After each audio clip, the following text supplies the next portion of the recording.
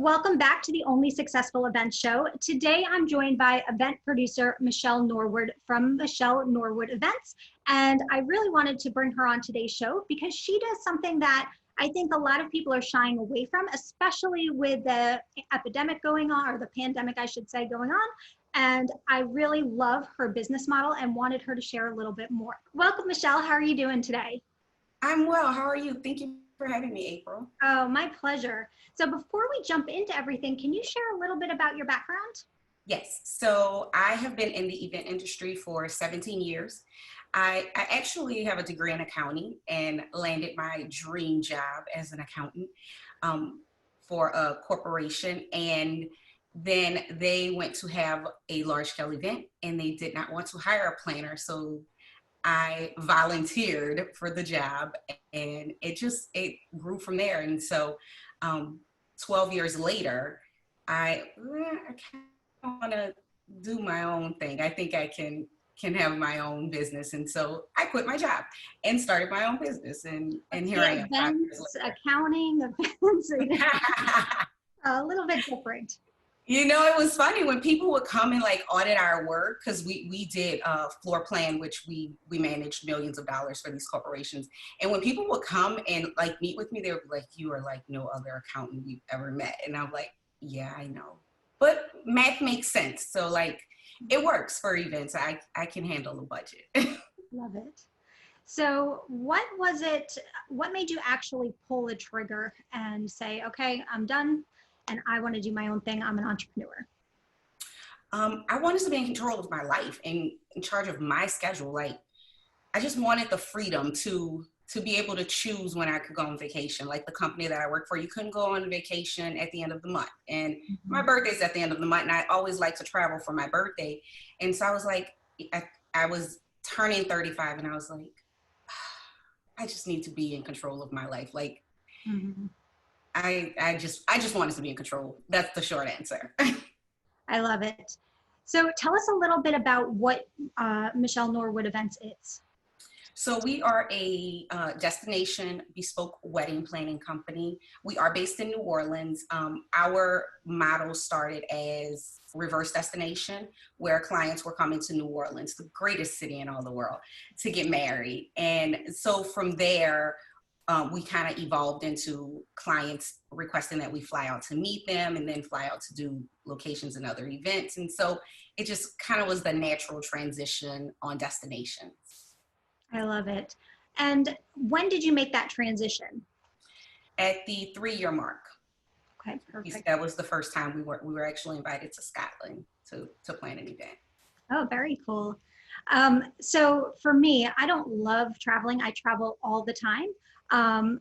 Did you run into any issues because now you want to be in control of your schedule, you started your own company. And when I, started, we had an event production company and a catering company for 7 years. I'm like, yes, we're going to do this because I don't want to work in a restaurant and be working all the crazy hours. I want the catering company. I will be home with my family more, but I found it completely the opposite.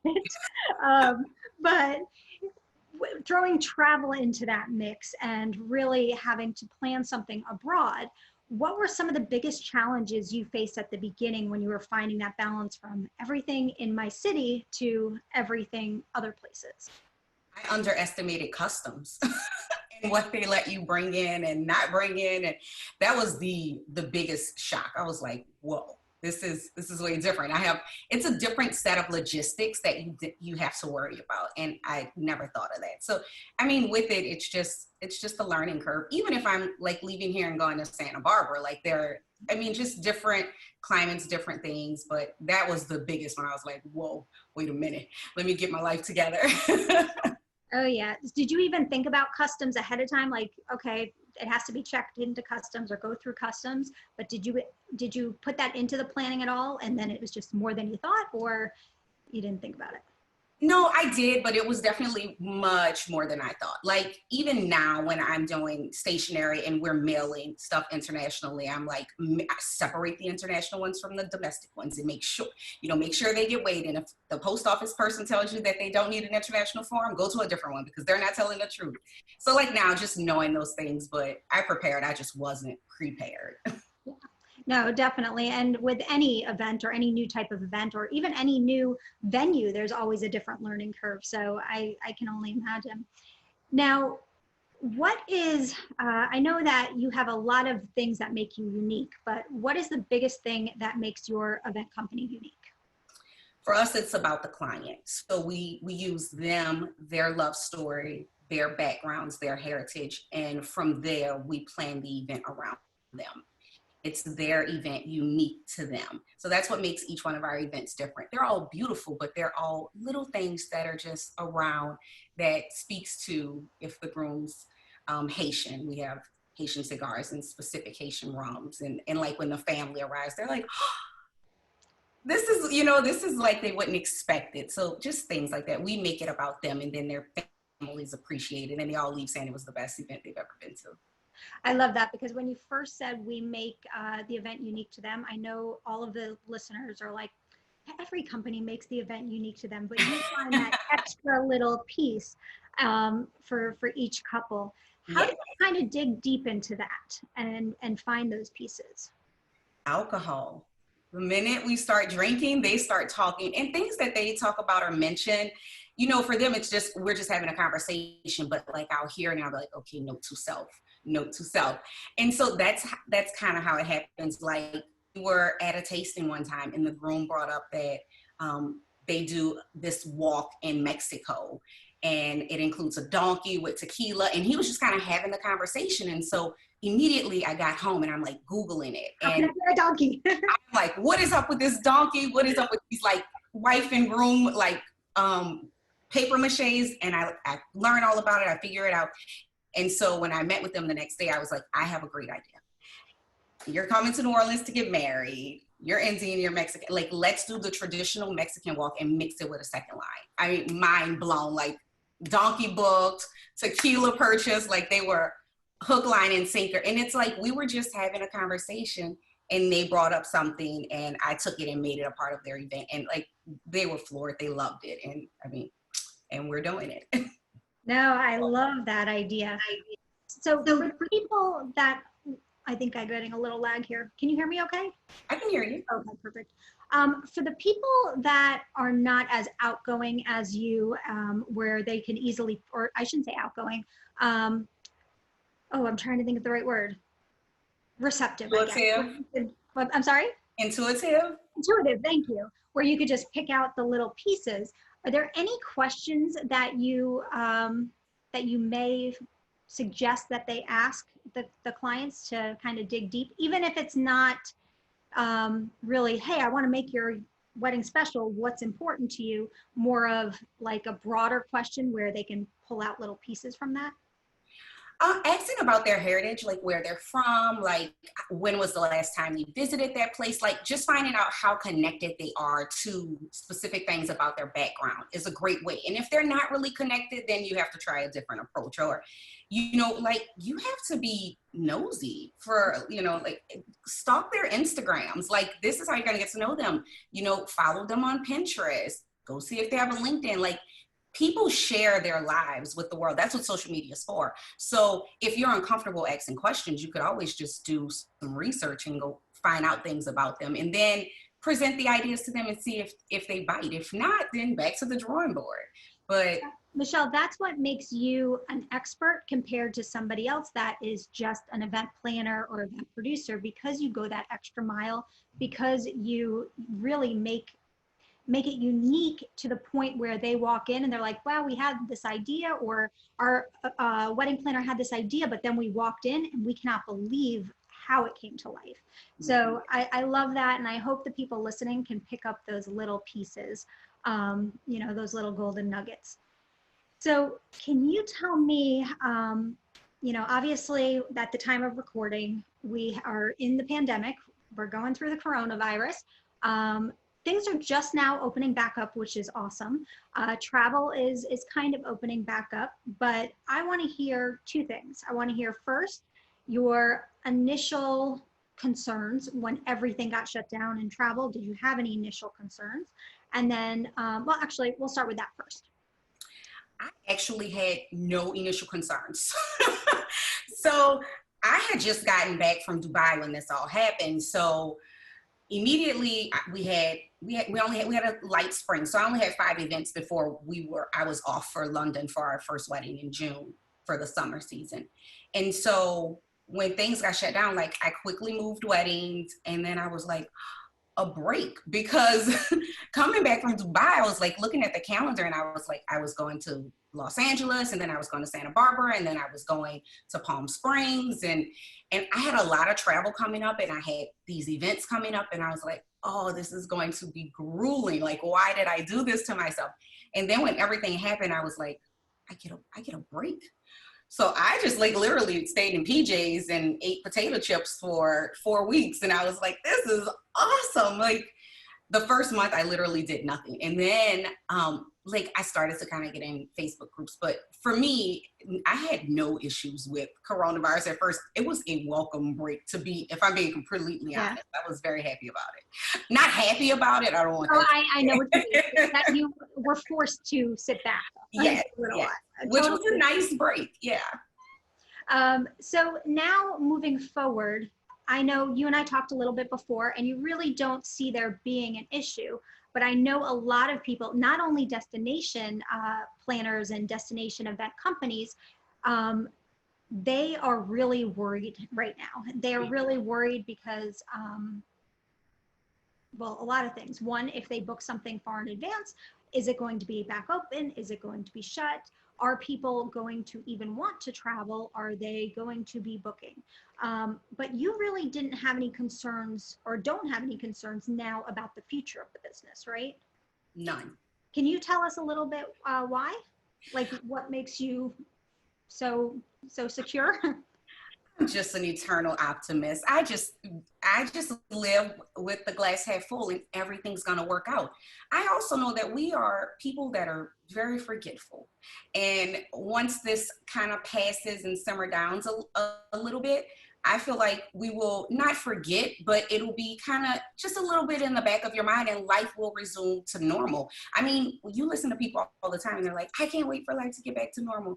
Well, they want some sense of normalcy, not that it'll ever be the way it was before, but they want some sense of normalcy, which will then allow them to start living their lives. And then when people are able to start living their lives, the first thing that's going to come back, in my opinion, is events, because that's how we celebrate. That's how we come together. That's how we love each other. And so for me, I think events will be back, and they will be bigger and better, and people will have time to be like, okay, I want more of this. I want the details to be even better. I want it to be more special.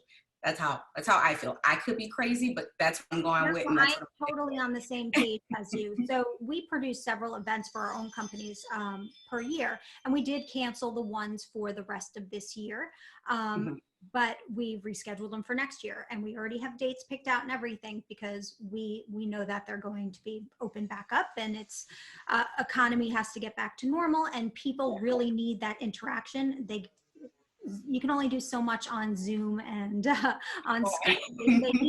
They need that personal connection, and especially for social events like weddings, bar mitzvahs,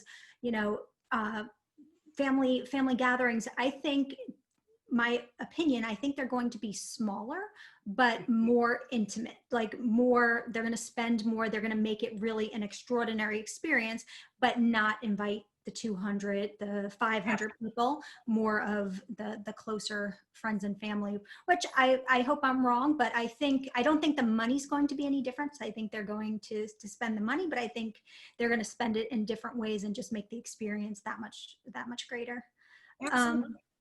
So did you have to reschedule any weddings that you had planned, or were you taking that break anyway? No, so we rescheduled 4 weddings to fall. And so currently we have 7 weddings in the fall.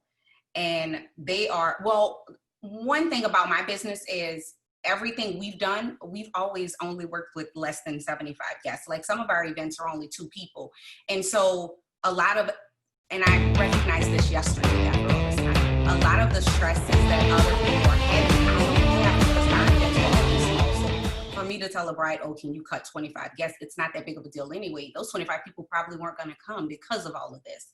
Yeah. So we've always worked in the intimate scale of events. So the 4 that we moved, they were all less than 50 people anyway, so it was really not an issue. And then the ones that were already in the fall, we had 2 that were 250 people. They've moved to next year, but everyone else is like, we are holding on tight. We want this to happen. So fingers crossed. I have my first event in 16 days in Alaska, so fingers crossed that they don't change the 15-person requirement. We only have 9 guests and that it goes off without a hitch.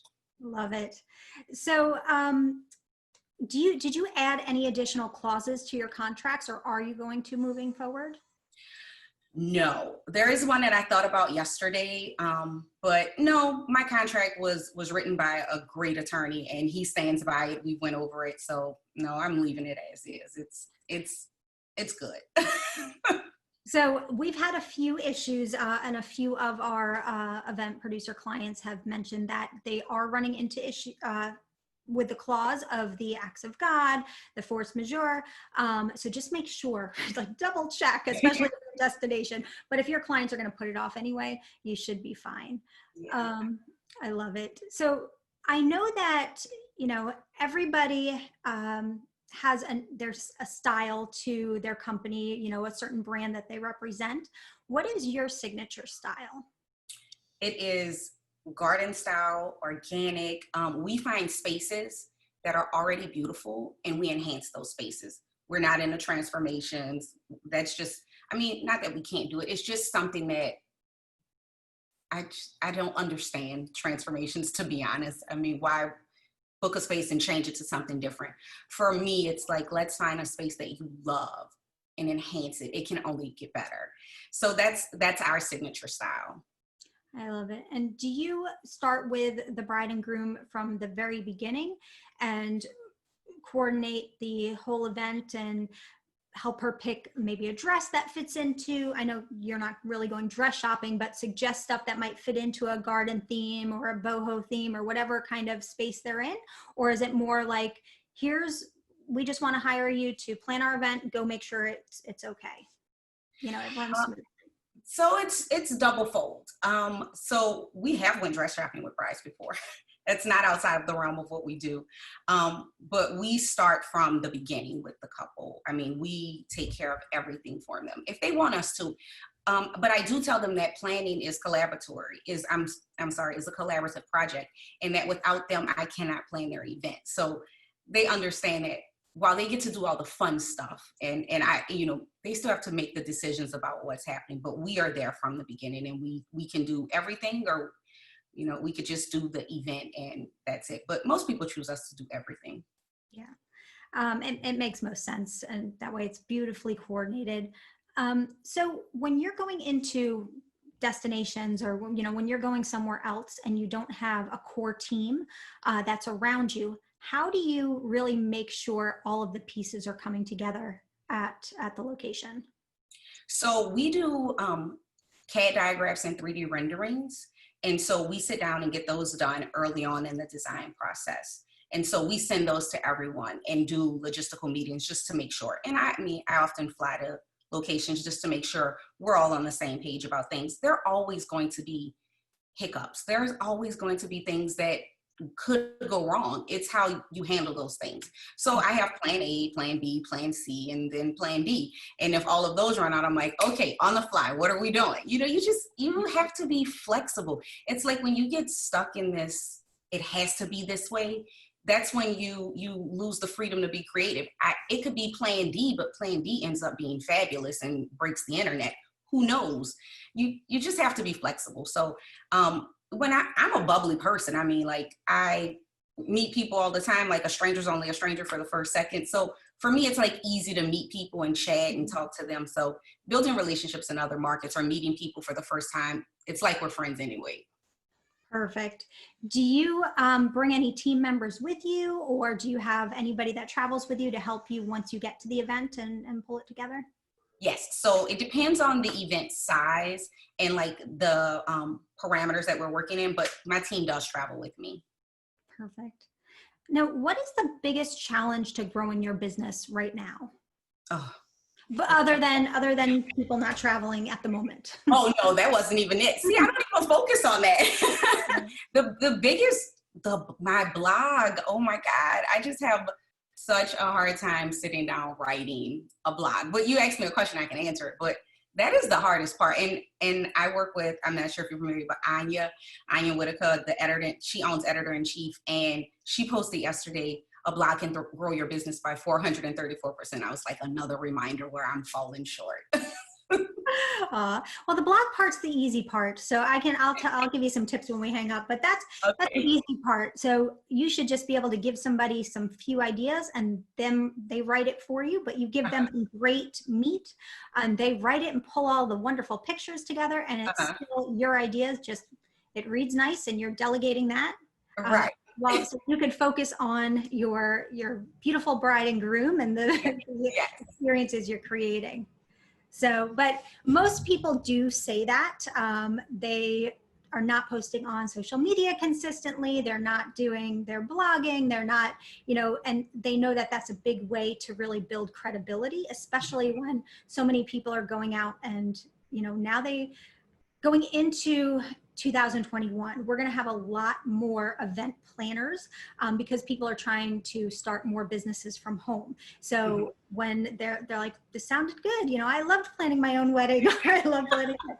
So that, we are going to have a lot more pop up, and the things that are going to separate the everyday people just coming out and the really experienced people that have a big track record is going to be those posts, unfortunately, because when you're, and of course always referrals and recommendations from your bride and grooms, but when they see somebody that has an amazing Instagram and amazing if they're searching for something and something comes up versus someone that's not posting consistently and somebody that doesn't have great pictures, they tend to go with the one that just looks good rather than the one that has experience. So it is important. But I'll give you some great resources for that. Awesome. Thank you. So anybody that wants to make that transition from really, or even add it to their repertoire from being one location based, like we're in South Florida, just being South Florida or Florida, to destination, what advice would you give them? You have to invest in yourself. So I didn't start out with destination events. I started traveling and going tour venues and posting it on social media and, letting people know that this was something that we were moving towards. And so then when we got our first call for an event, I was like, oh my God, all that I have done it's paying off this first time. And so then the next call, and I was like, oh my God, you have to invest in yourself. You have to build relationships in other places and be willing to put yourself out there. I mean, it's not going to come to you. You have to go and get it. So in anything, that's my advice. Like, do the work, because that's what's going to make the difference. And you have to be able to show your portfolio. And without me going to other places and doing editorial shoots, I wouldn't have a portfolio to prove that I could do it. So again, just investing in yourself and being willing to do the work. You have to do it. It's not easy, but you have to do it. Perfect. And that's great advice. And I totally agree. What is the next stage for Michelle Norwood Events? Do you have a bigger picture? No, I'm like a ride the wave kind of person. It's like I have a gypsy personality. I'm like, wherever. My son's turning 18 this year, and he's gonna leave and go to college. And so I'm like, the world is my oyster. I can literally go anywhere, do anything. I have no idea where I'm going, but I'm excited wherever I land. So I have no plan, but it's coming. I don't know what it is. I am going to ask you a question because I want to share this clip with you, and you can actually use it on your social media if you want. But when a bride and groom is looking for a destination wedding planner, what are 3 questions that they should really ask? Okay. They should ask, are they comfortable traveling or planning an event in a different destination? Because their comfort, the planner's comfort level is going to translate. And also, are they familiar with the place that they're going to? Like being in New Orleans, we do second lines, and a lot of planners come here and they have no idea about the process. And it's something that's very unique to New Orleans. So, like knowing where you're going, immerse yourself in that culture, and the clients need to make sure that they can trust you with that event. The third thing is, a client should ask, have you been to the location? Like that's important. Like, have you seen where they want to go? And if you haven't, then you get on the plane and get over there. But yes, clients should know if you've been there, a portfolio of work to make sure that you can produce these types of events, and just making sure the person that you're hiring is strong enough to like go into these different places and be able, some cultures are very different. So just knowing the different cultures and being able to.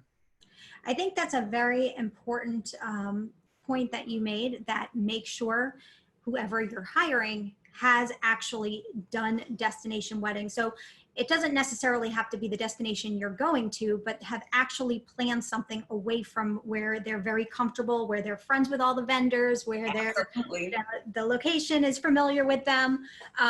So definitely make sure that that you do that. So Michelle, I really enjoyed this conversation, and I know you probably piqued the interest of some of the planners out there that are like, I like to travel, and that sounds like we want to start offering it. So thank you for sharing today. Anything that I didn't ask you that I should know about you and Michelle Norwood Events? No. Perfect. We are good then. So I look forward to talking to you again soon. Absolutely. Likewise. Thank you, April.